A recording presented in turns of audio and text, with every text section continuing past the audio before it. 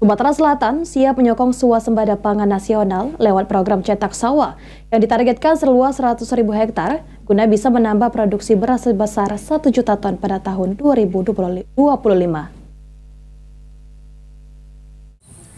Jadi lada dibuat perdu. Berdasarkan program dari Presiden Prabowo Subianto, Indonesia ditargetkan menjadi negara swasembada pangan dalam kurun waktu 3 hingga 4 tahun mendatang, dengan target cetak sawah seluas 3 juta hektar secara nasional dalam 5 tahun ke depan.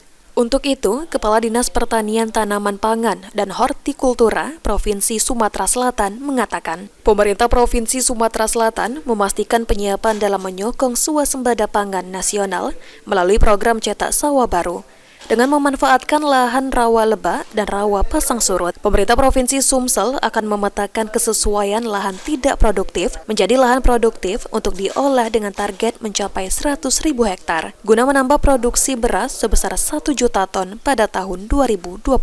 Sumatera Selatan diharapkan ada tambahan 1 juta ton untuk kontribusi terhadap nasional. Insya Allah dengan adanya dukungan pemerintah pusat, dengan adanya mapping, sinergi, kolaboritas semua institusi, baik vertikal horizontal di Sumatera Selatan, itu Sumatera Selatan siap akan memenuhi semua target-target dari Kementerian Pertanian. Dari hasil pemetaan, program cetak sawah di Sumatera Selatan akan dilakukan di Kabupaten Ogan Ilir, Ogan Kombring Ilir, Banyuasin, dan Musi Banyuasin. Lantaran 4 kabupaten tersebut memiliki potensi lahan lebak dan lahan pasang surut lebih luas dibanding kabupaten kota lain di Sumatera Selatan. Eki Saputra, PAL TV.